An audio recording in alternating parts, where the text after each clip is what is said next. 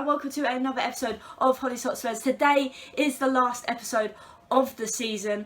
I've really enjoyed making this series. I hope you guys that have watched every week or after every game have also enjoyed it. I will be back next season though with series 2 of Hollie's Hotspurs, so that's something fun to look out to. But if you are new to this channel, please remember to like this video, comment what you thought of the game below and hit that subscribe button. Before I start this video with the lineup, I think we need to take a moment to thank Jan Vertonghen for his services at Tottenham Hotspur. We kind of knew today was his last game. We all kind of knew that he wouldn't start, but we would have liked to have seen him. Fortunately, after the game, we can see that that wasn't the case today. Today's game was very important. It's just a shame we couldn't really give Jan the send-off that he fully deserves, and that's with all the fans behind him applauding him at the end.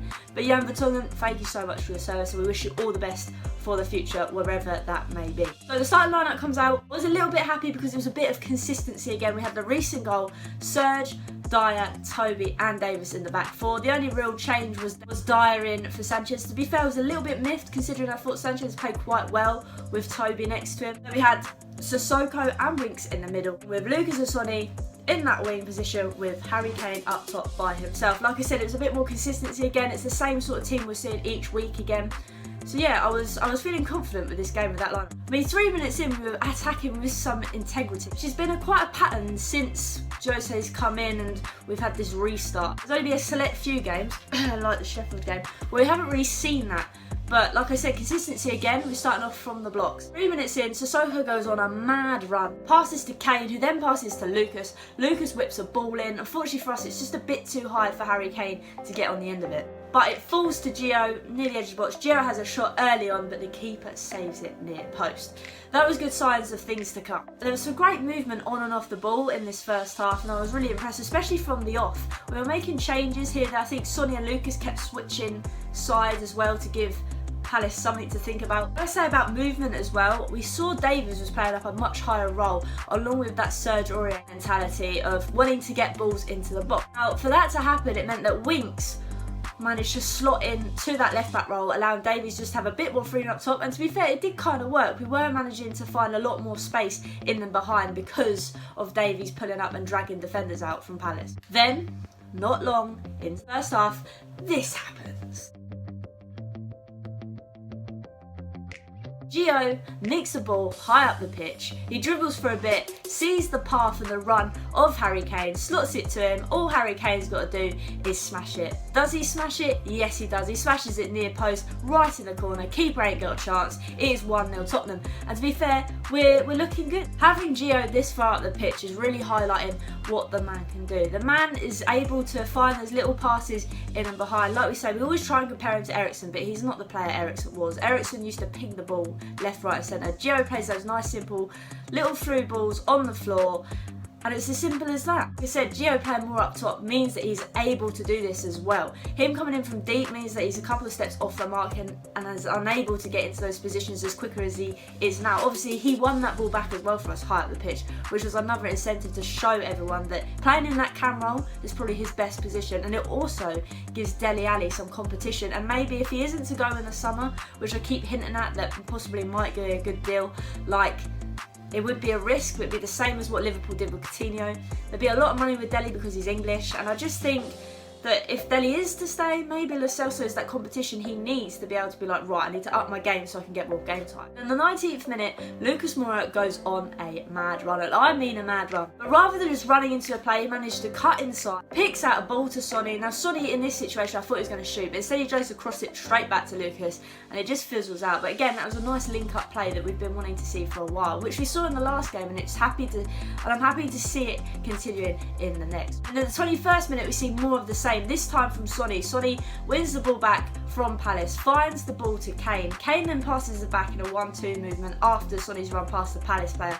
Sonny then looks up, finds the ball, switches the ball to Lucas, who puts a lovely ball into the box, but unfortunately it's just overhit a little bit, and Harry Kane's never going to be able to reach that with his forehead. There was multiple times in this game where, I'm not just picking out of Serge, there was multiple times in this whole game where Davies was getting beat as well, but I'd like to highlight, I am the biggest critic of Serge Aurier, as we all know, but at times Serge Aurier would get beat by Zaha, but then managed to redeem himself by putting a quality challenge in, and I really respect Serge today because yes, We all make mistakes on the pitch, and he's probably the one that makes the most, but today he redeemed himself every time he got beat. In the 26th minute though, I was getting bum twitches. We don't defend the ball very well. It pings out to as far as Sloop.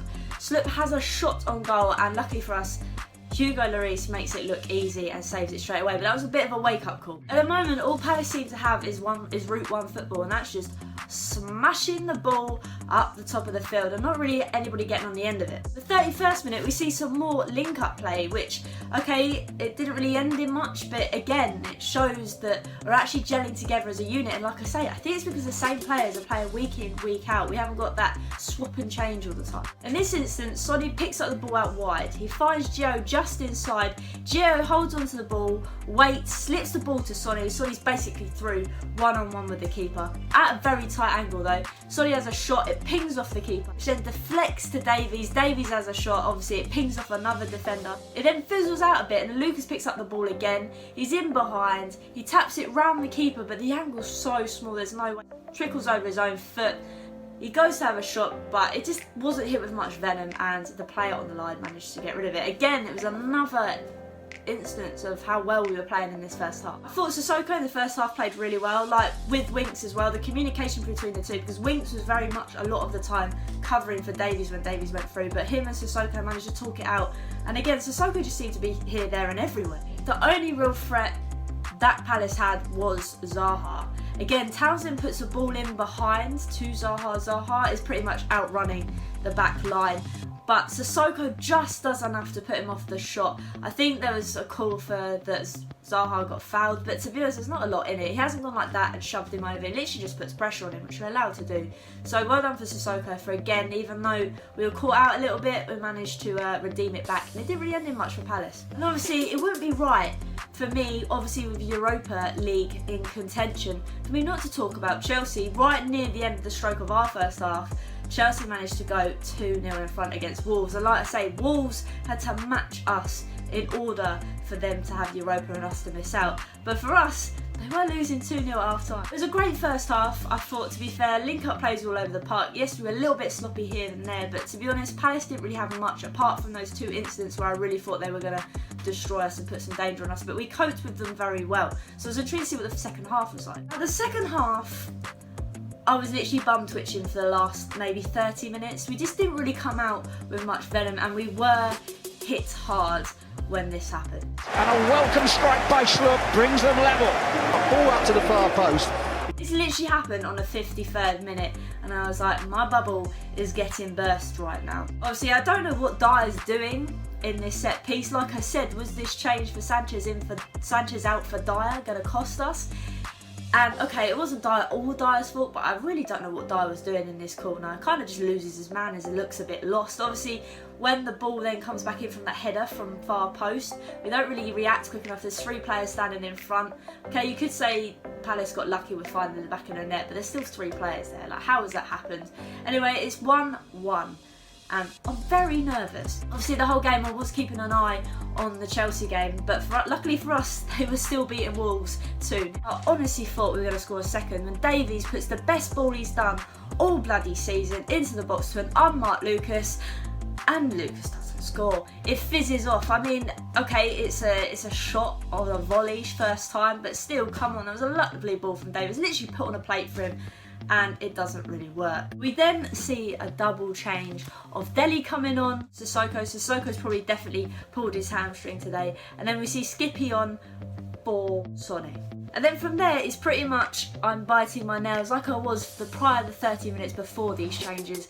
Again, we didn't really seem like we were going to do anything. We were just basically trying to shut up shop. But luckily for us, we managed to grit our teeth, pull through, see Jose Mourinho do a bit of this business.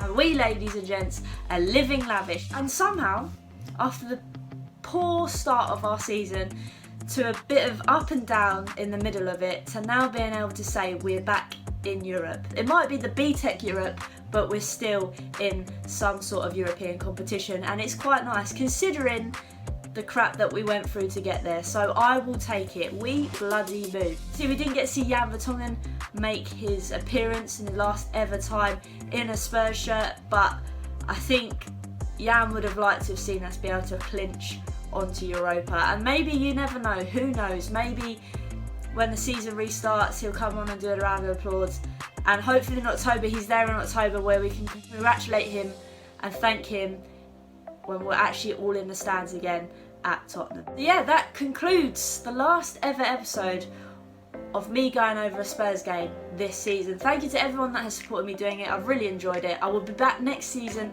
for Series 2 of Hollie's Hotspurs. Please let me know what you thought of this whole series. Like I said, I've enjoyed it. And hey, we're back in Europe. I shall see you soon.